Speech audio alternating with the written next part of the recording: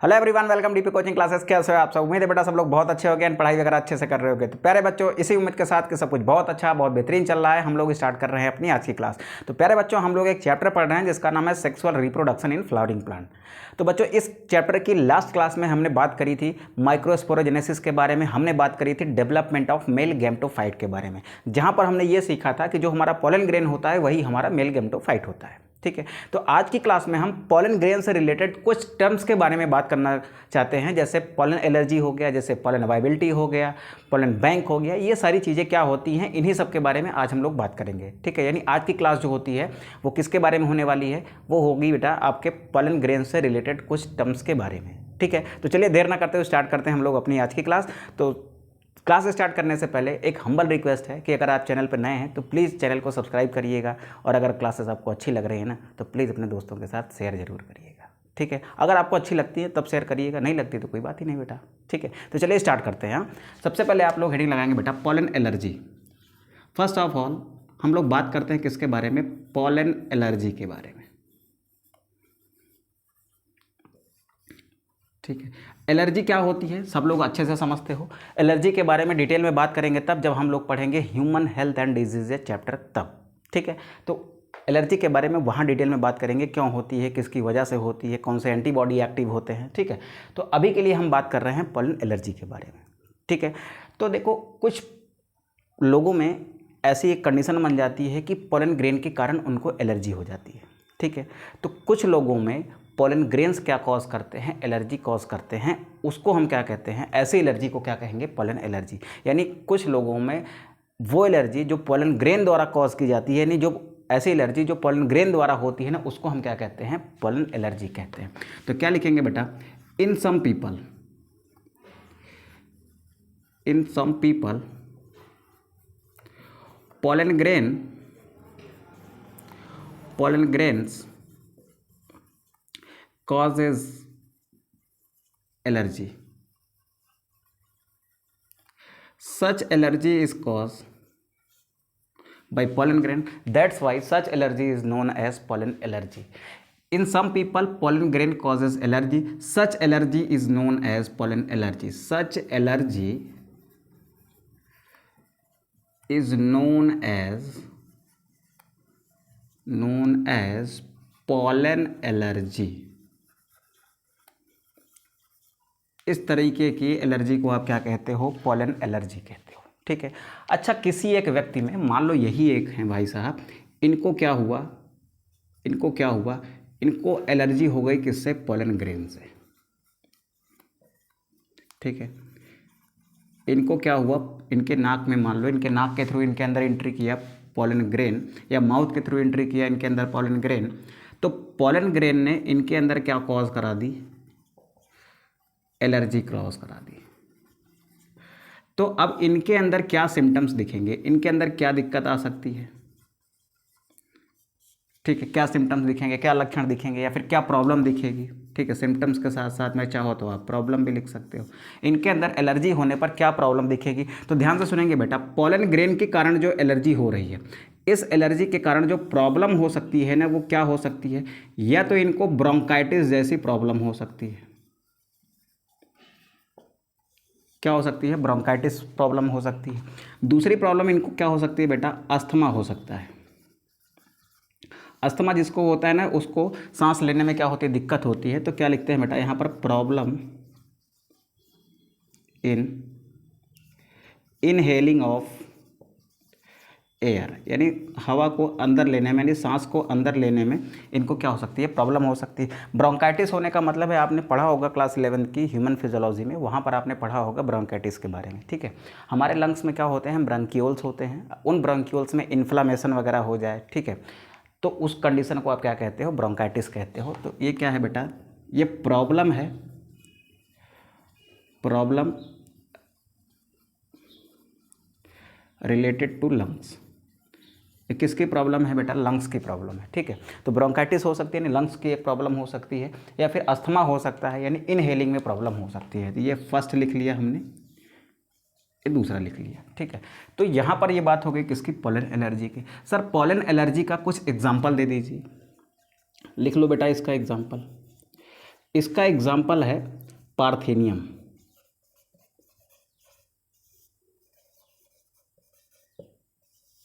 Parthenium क्या है बेटा? एक घास है जिसको हम कैरेट ग्रास भी कहते हैं। ठीक है, ध्यान सुनिएगा बेटा, क्या है ये? एक तरीके का वीड है। कैसे आया पार्थेनियम जो है ना? कभी इंडिया की सिचुएशन ऐसी थी कि उसको अमेरिका से गेहूं आयात करना पड़ा था। ठीक है, यहाँ पर गेहूं की कमी हो गई, यहाँ पर उस तरीके से गेहूं की पैदावार हुई नहीं। इंडिया के लोगों की जनसंख्या पहले भी थोड़ा ज़्यादा थी, आज भी बहुत ज़्यादा है, आज तो सबसे टॉप पर है। ठीक है, तो ध्यान से सुनिएगा बेटा, कभी एक ऐसी सिचुएशन बनी कि इंडिया को ना बाहर से गेहूं को इंपोर्ट करना पड़ा। बाहर से कहाँ से इंपोर्ट किया? यूएसए यानी अमेरिका से। तो इंडिया ने कभी अमेरिका से गेहूं इंपोर्ट किया था, तो उसी गेहूं के साथ में क्या आ गया? पार्थेनियम आ गया। इंपोर्ट किया गेहूं, लेकिन उसके साथ में क्या आ गया? कुछ पार्थेनियम आ गया। तो वो पार्थेनियम इस तरीके से फैला इंडिया में, इस तरीके से फैला कि भारत के हर कोने में पहुंच गया है। ठीक है, तो ये जो पार्थेनियम है ना, इसको हम कैरेट ग्रास भी कहते हैं, क्योंकि इसकी जो लीफ होती है ना, वो कैरेट के लीफ के जैसी होती है। ठीक है, तो ध्यान से सुनेंगे बेटा, ध्यान से सुनेंगे कि पार्थेनियम इज कम्स, इज मत लिखो, पास्ट में घटना हुई तो लिखो was, came in India with wheat which is imported,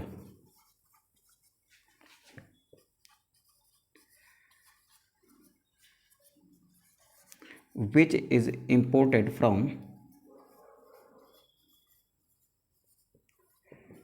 USA. America से इंडिया ने कभी गेहूं आयात किया था, कब आयात किया था वो सब हमारा मैटर नहीं है, क्योंकि हिस्ट्री में उतना जाते नहीं हम लोग को क्या पढ़ना, हम तो बायोलॉजी पढ़ रहे हैं ना, हम क्यों ही हिस्ट्री में कदम डालें। ठीक है, तो देखो पार्थेनियम क्या है? कैरेट ग्रास, जो अभी के लिए हमको याद रखना है, कैरेट ग्रास है। इसके जो पॉलन होते हैं, पार्थेनियम के जो पॉलन होते हैं ना, वो पॉलन एलर्जी कॉज कर सकते हैं। तो यहाँ पर लिखते हैं pollen of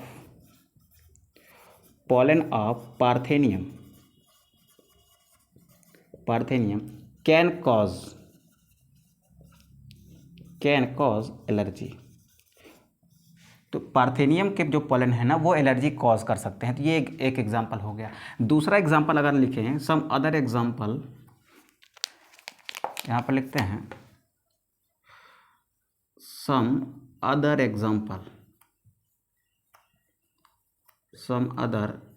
examples of plants which pollens cause pollen allergy।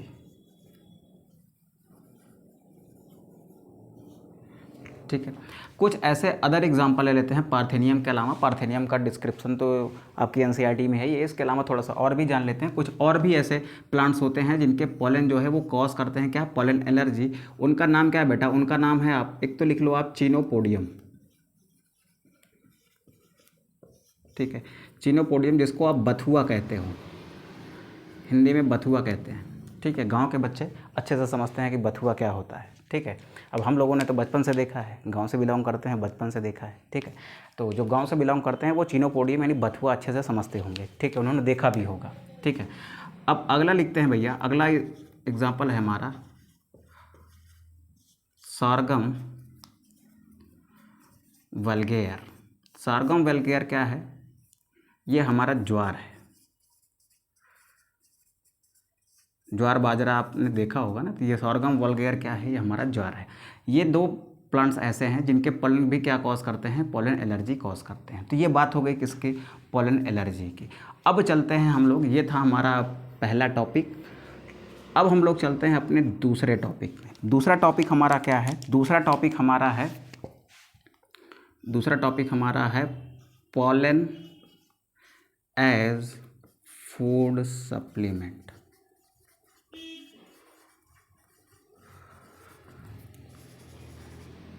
ठीक है, फूड सप्लीमेंट क्या होते हैं? फूड सप्लीमेंट क्या होते हैं? ये होते हैं मटेरियल, ये ऐसे मटेरियल होते हैं which are rich in nutrients. ठीक है, फूड सप्लीमेंट क्या है बेटा? फूड सप्लीमेंट आपने कभी सुना होगा ना, हम लोग जब छोटे थे तो एक रिवाइटल का ऐड आता था। ठीक है, उसमें वो हम आपको पता था कि वो मल्टीविटामिन होता है, उसमें बहुत सारा कुछ ऐसे विटामिन पाए जाते हैं जो हमारी नीड को पूरा करते हैं, ठीक है। तो आपने ऐसे मार्केट में बहुत सारे फूड सप्लीमेंट देखे होंगे, लोग खाते भी हैं आज, ठीक है। तो ये पॉलन जो है ना, ये फूड सप्लीमेंट के रूप में भी काम करते हैं, ठीक है। कहाँ काम करते हैं वो भी देखते हैं। Pollen as food supplement. Food supplement क्या होते हैं? ऐसे मटेरियल जो न्यूट्रिएंट्स में रिच होते हैं, जिनमें बहुत सारे न्यूट्रिएंट्स होता है, उनको हम क्या कहते हैं? फूड सप्लीमेंट कहते हैं, ठीक है। यानी फूड के साथ साथ में एज अ सप्लीमेंट कुछ और बाहर से और न्यूट्रिएंट्स ले रहे हो ना, तो उनको क्या कहा जाता है? Food supplement. यानी एक मटेरियल को आप खाने के अलावा और उसको खा रहे हो आप, मतलब कोई मटेरियल है जिसको आप खाने के अतिरिक्त आप उसका कंजम्पशन कर रहे हैं, आप उसको खा रहे हैं। क्यों? क्योंकि वो क्या है? वो न्यूट्रिएंट्स में रिच है। तो इस तरीके के मटेरियल को आप क्या कहते हो? फूड सप्लीमेंट कहते हो। यहाँ तक क्लियर है? अब आगे चलते हैं। पॉलन ग्रेन को भी फूड सप्लीमेंट के रूप में यूज़ किया जाता है। क्या हमारे इंडिया में यूज़ किया जाता है? नहीं भाई साहब, इंडिया में भी इतना लोग जागरूक नहीं हैं कि वो पॉलन ग्रेन को as a food supplement use करें। बहुत ही रेयर है। मार्केट में टैबलेट्स इसकी आती हैं, मार्केट में इसके सिरप्स आते हैं, बट इतना लोग ना डॉक्टर प्रेफर करता है ना इतना लोग प्रेफर करते हैं। But in western countries, there in western countries, pollen is used as food supplement. Western country in the sense we are talking about USA, we are talking about England, we are talking about France, we are talking about Germany. These countries are known as western countries. Western countries जब भी बात करते हो ना आप, तो आप बात करते हो अमेरिका की, आप बात करते हो इंग्लैंड की, आप बात करते हो फ्रांस की, आप बात करते हो जर्मनी की, ठीक है। तो इस तरीके की कंट्रीज़ जो है ना, वहाँ पर पॉलन को क्या किया जाता है? वहाँ पर पॉलन ग्रेन को as a food supplement use किया जाता है। अगर आपके पास NCERT हो तो जहाँ पर वहाँ आप डायग्राम देखोगे, जहाँ पर पॉलन टैबलेट का डायग्राम लिखा होगा ना, वहाँ पर देख लीजिएगा, वहाँ पर एक कंट्री का नाम लिखा होगा। उस पर ध्यान से अगर आप देखेंगे NCERT को, तो वहाँ डायग्राम में आपको उस पॉलन टैबलेट के डायग्राम में आपको नज़र आएगा इंग्लैंड, ठीक है। तो इसका मतलब कि जो वेस्टर्न कंट्री है ना, वहाँ पर पॉलन ग्रेन को फूड सप्लीमेंट के रूप में यूज़ किया जाता है। तो यहाँ पर लिखेंगे, यहाँ पर लिखते हैं बेटा, in some western countries, in some western countries pollen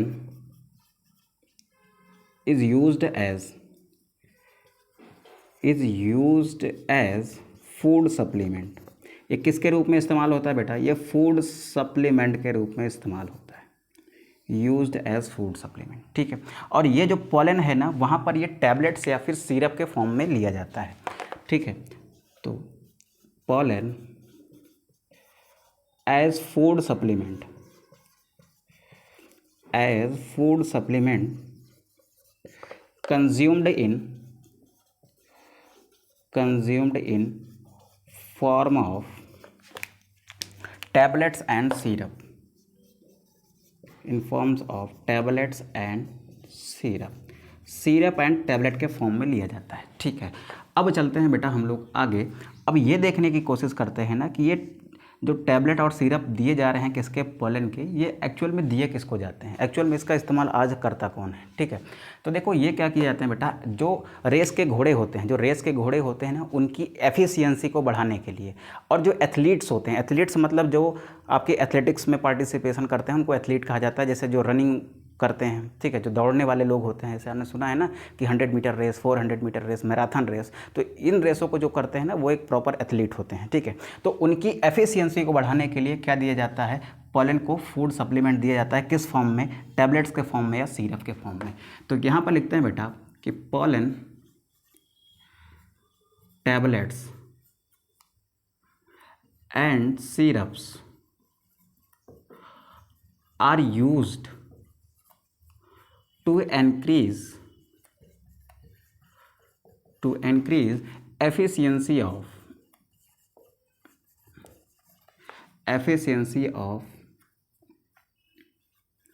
horses and athletes। जो एथलीट्स होते हैं उनकी एफिशिएंसी, और हॉर्स के जो रेस के घोड़े होते हैं उनकी एफिशिएंसी को बढ़ाने के लिए हम क्या इस्तेमाल करते हैं? पॉलन को एज टैबलेट या सिरप हम लेते हैं, ठीक है। तो ये बात हो गई किसकी भैया? ये बात हो गई हमारे पॉलन एज फूड सप्लीमेंट की। अब हम लोग चलते हैं अपने थर्ड टॉपिक पर। हमारा थर्ड टॉपिक पॉलन से रिलेटेड जो है ना, वो है पॉलन वायबिलिटी। क्या है भैया? वो है हमारा पॉलन वायबिलिटी, ठीक है। हम लोग बात करेंगे किसकी? पॉलन वायबिलिटी की, ठीक है। अब देखते हैं भैया पॉलन वाइबिलिटी है क्या। देखो सिंपल सी बात समझो, मान लो ये क्या है बेटा हमारा, ये हमारा एक फ्लावर है, ये इसका क्या है, एंथर है, ठीक है। यहाँ पर ध्यान से सुनेंगे, यहाँ पर क्या है, यहाँ पर एक फीमेल पार्ट है फ्लावर का। अब इस एंथर से एक पॉलन ग्रेन निकल रहा है, ये क्या है हमारा पॉलन ग्रेन है, ये क्या है हमारा पॉलन है। अब ये पॉलन यहाँ से यहाँ पर पहुँचेगा, ठीक है। एंथर से इसके इस स्टिग्मा तक पहुँचने की प्रोसेस को, ये स्टिग्मा होता है बेटा, इस पॉलन के इस एंथर से निकलकर स्टिग्मा तक पहुँचने की प्रोसेस को आपने क्या कहा, पॉलिनेशन का। यानी यहाँ पर क्या हुआ बेटा, पॉलिनेशन हुआ है। पॉलिनेशन के बाद ये पॉलन कहाँ पहुँच गया, ये स्टिग्मा पर पहुँच गया, ठीक है। स्टिग्मा पर पहुँचकर ये पॉलन क्या करता है, ध्यान से सुनेंगे बेटा, ये स्टिग्मा पर पहुँचने के बाद क्या करेगा, ये स्टिग्मा पर पहुँचने के बाद अपने अंदर से ना एक ट्यूब बनाता है, ठीक है। अपने अंदर से एक ट्यूब बनाता है, इस ट्यूब को हम कहते हैं भैया पॉलन ट्यूब। क्या कहते हैं, पॉलन ट्यूब। ये जो पॉलन है, जब ये पॉलन ट्यूब बना रहा है ना, तो जब ये पॉलन ट्यूब बनाता है ना, तो इसे हम कहते हैं जर्मिनेशन ऑफ पॉलन, ठीक है, ठीक। इसे हम क्या कह रहे हैं, जर्मिनेशन ऑफ पॉलन। तो जैसे देखो ये पॉलन अभी थोड़ी देर पहले 10 मिनट पहले ये पहुंचा स्टिग्मा पर, और आने वाले आधे घंटे तक यानी आने वाले 30 मिनट तक अगर ये पॉलन ट्यूब बनाने की क्षमता रखता है, तो हम क्या कहेंगे कि इस पॉलन की वाइबिलिटी 30 मिनट है। मेरी बात समझे। अगर मैं कह रहा हूँ कि ये पॉलन कहाँ पहुँच गया, आफ्टर पॉलिनेशन ये कहाँ पहुँच गया, स्टिग्मा पर। किसी पॉलन के स्टिग्मा पर पहुँचने पर अगर वो पॉलन 1 घंटे तक पॉलन ट्यूब बनाने की क्षमता रखता है, 1 घंटे तक पॉलन ट्यूब बनाने की क्षमता रखता है, यानी अगले जब यहाँ पहुँचा उसके अगले 1 घंटे तक वो पॉलन ट्यूब बना सकता है। तो इस अगले 1 घंटे तक जो पॉलन ट्यूब बनाने की क्षमता है ना, उसी को हम क्या कहते हैं, पॉलन वाइबिलिटी कहते हैं। यानी पॉलन वाइबिलिटी क्या है, वो टाइम पीरियड है, वो समय है जिस समय तक पॉलिनेशन के बाद कोई पॉलन ट्यूब बना सकता है, उसी समय को हम क्या कहते हैं, पॉलन वाइबिलिटी कहते हैं। फिर से समझो मैं क्या कह रहा हूँ। ये पॉलन यहाँ से निकला, यहाँ पहुँचा, ठीक है। यहाँ पहुँचने के आधे घंटे बाद तक, 4 बजे यहाँ पहुँचा है, तो यानी 4:30 बजे तक, यानी अगले 30 मिनट तक इसके अंदर ये बात की क्षमता है कि ये पॉलन ट्यूब बना सकता है। 30 मिनट बाद ये नहीं बना पाएगा, 4:30 के बाद नहीं बना पाएगा। अभी 4 बजा है, 4 बजे यहाँ पहुँचा है, 4 बजने के बाद यहाँ पहुँचने के बाद ये अगले 30 मिनट तक अगर ये अपना पॉलन ट्यूब बनाने की क्षमता रखता है, तो हम ये कहेंगे कि इसकी वाइबिलिटी कितनी है, 30 मिनट तक। अगर ये 2 घंटे रख रहा है, 2 घंटे बाद तक बना सकता है, नहीं 4 बजे पहुंचा है तो शाम में 6 बजे तक बना सकता है, तो इसका मतलब इसकी वाइबिलिटी कितनी है, 2 घंटे है। तो पॉलन वाइबिलिटी क्या है, वो टाइम पीरियड है जिस टाइम पीरियड तक पॉलिनेशन के बाद कोई पॉलन ट्यूब बना सकता है, उसी टाइम पीरियड को हम क्या कहते हैं, पॉलन वाइबिलिटी कहते हैं, ठीक है। तो यहाँ पर ध्यान से सुनेंगे बेटा, यहाँ पर लिखेंगे पॉलन वाइबिलिटी क्या है, it is a time period, या फिर ऐसे लिखते हैं time period up to which pollen form a pollen tube after pollination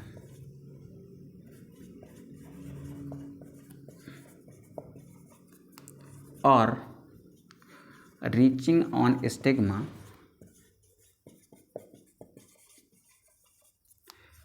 is known as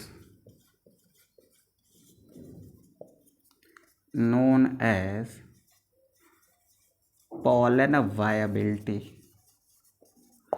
pollen viability क्या है, वो टाइम पीरियड है जिस टाइम पीरियड तक कोई पॉलन ट्यूब बना सकता है पॉलिनेशन के बाद, यानी वो टाइम पीरियड जिस टाइम पीरियड तक कोई पॉलिनेशन के बाद इस स्टिग्मा पर पॉलन ट्यूब बना सकता है, उस टाइम को आप क्या कहते हो, उस टाइम को आप पॉलन वाइबिलिटी कहते हैं। जैसे एग्जांपल देखो, ये पॉलन यहाँ पहुँचने के बाद अगले 30 मिनट तक ये पॉलन ट्यूब बनाने की क्षमता रखता है, तो इसकी वाइबिलिटी कितनी है, 30 मिनट है।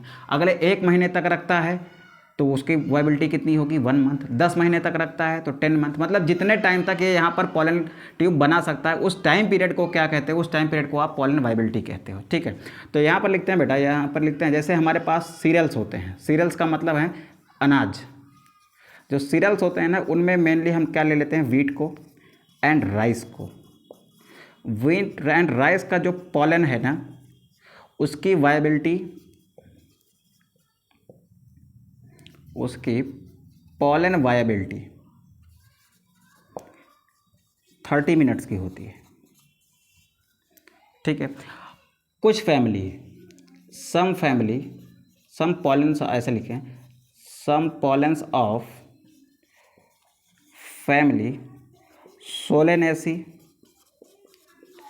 Rosaceae and Leguminosae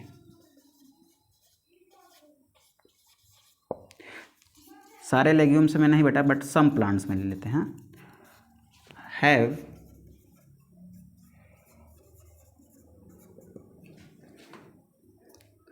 pollen viability for long period up to years। यानी देखो आपके पास क्या है, अगर पॉलन है किसका, सोलेनेसी का, आपने लिखा है सोलेनेसी का, ठीक है, आपने लिखा है रोजेसी का, आपने लिखा है बेटा लेग्यूमिनेसी का। ठीक है, लेग्यूमिनेसी में सारे प्लांट्स नहीं, कुछ प्लांट्स में के पॉलन ऐसे होते हैं जिनकी पॉलन वायबिलिटी काफ़ी लॉन्ग पीरियड तक होती है और कुछ ईयर्स तक भी हो सकती है। ठीक है, तो ये बात करी हमने किसके बारे में, हमने एक बात करी किसके बारे में, पॉलन वायबिलिटी के बारे में। अब फटाक से इसका स्क्रीनशॉट करेंगे, देन साइड में हम कहीं पर पढ़ेंगे, एक लास्ट टॉपिक बचा हुआ है पॉलन बैंक का। तो अब हम क्या करेंगे, हम करने वाले हैं पॉलन बैंक को। आप फटाक से इसका स्क्रीनशॉट करिए बेटा, देन हम लोग आगे बढ़ते हैं। चलो बेटा, अब यहाँ पर थोड़ा सा इसको रफ करते हैं और यहाँ पर एक छोटा सा टॉपिक लिखते हैं अपना। देखो, फर्स्ट हमने देखा पॉलन एनर्जी, सेकंड हमने देखा pollen as food supplement, third हमने क्या देखा, थर्ड हमने देखा पॉलन वायबिलिटी। यहाँ पर इसको थर्ड डाल लेना बेटा, ऐसे ये थर्ड है। ठीक है, अब फोर्थ में हम लोग देख रहे हैं पॉलन बैंक को। ठीक है, फोर्थ में हम क्या देख रहे हैं, पॉलन बैंक को देख रहे हैं। ठीक है, देखो जो पॉलन ग्रेन होते हैं ना उनको स्टोर भी किया जाता है। पॉलन ग्रेन को जिस जगह पर स्टोर किया जाता है उस जगह को हम क्या कहेंगे, पॉलन बैंक कहेंगे। तो क्या सर कैसे स्टोर करते हैं, ऐसे ही ले जाकर रख देते हैं? नहीं बेटा, ऐसे नहीं रखते, वहाँ पर नाइट्रोजन को कंप्रेस करके लिक्विड फॉर्म में लाया जाता है। ठीक है, लिक्विड कब आएगी, जब उसका टेम्परेचर डाउन करेंगे। कोई गैस है उसको ठंडा करोगे, बहुत ज़्यादा ठंडा कर दोगे तभी वो लिक्विड में आएगी। तो नाइट्रोजन को -196 डिग्री सेल्सियस पर हम लिक्विड में कन्वर्ट करते हैं। उसके बाद उसके अंदर किसको हम प्रिजर्व करते हैं, किसको स्टोर करते हैं, पॉलन ग्रेन को स्टोर करते हैं। और ऐसी जगह पर जहाँ पर ये सारा काम किया जाता है ना, उस जगह को हम क्या कहते हैं, पॉलन बैंक कहते हैं। तो पॉलन बैंक क्या है, पॉलन बैंक वो जगह है जहाँ पर पॉलन ग्रेन को -196 डिग्री सेल्सियस नाइट्रोजन पर क्या किया जाता है, स्टोर किया जाता है। ठीक है, तो क्या लिखेंगे बेटा, pollen grains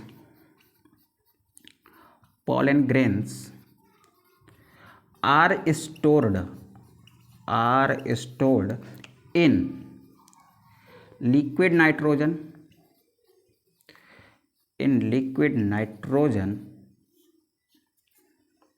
on -196 degree Celsius. याद रखिएगा बेटा, हम क्या लिख रहे हैं, टेम्परेचर, हम टेम्परेचर लिख रहे हैं -196 डिग्री सेल्सियस। ठीक है, जब पॉलन ग्रेन को स्टोर किया जाता है लिक्विड नाइट्रोजन में, कितने पर, -196 डिग्री सेल्सियस टेम्परेचर पर,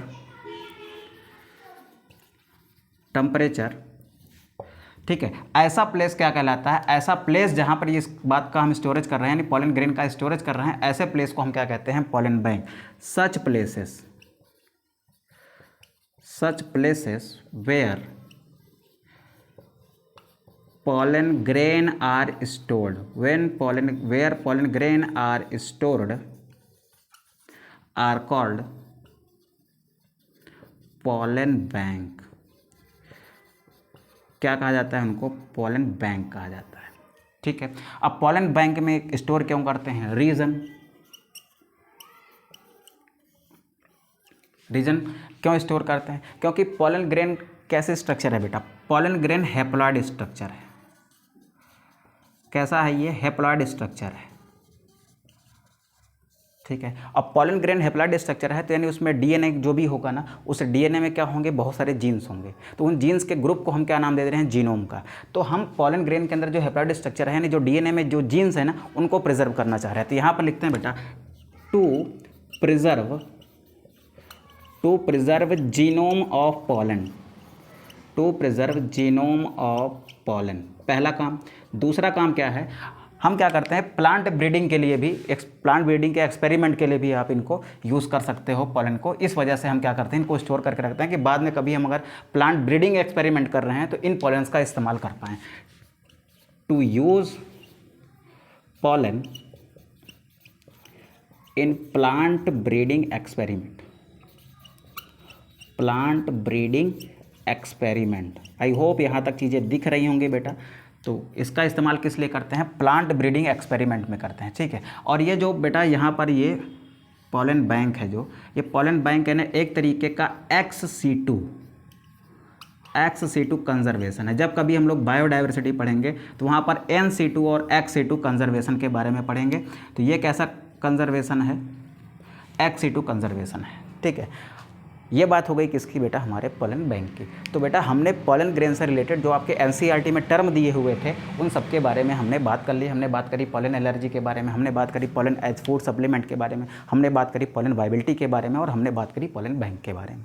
मे भी हो सकता है यहाँ से एकाध क्वेश्चन आपके नीट वगैरह में पुटअप हो जाए, नहीं भी हो जाता फिर भी हमें एनसीईआरटी में दिया है तो हमें पढ़ना है और हमें इसका नॉलेज होना चाहिए, इस वजह से हमने इसको डिस्कस कर लिया, ठीक है। नेक्स्ट क्लास में हम लोग पढ़ेंगे बेटा फीमेल रिप्रोडक्टिव पार्ट के बारे में, ठीक है। तो मिलते हैं मतलब नेक्स्ट लेक्चर में, तब तक के लिए आप अपना ध्यान रखिए और अच्छे से पढ़ाई करिए, ठीक है। Bye, take care.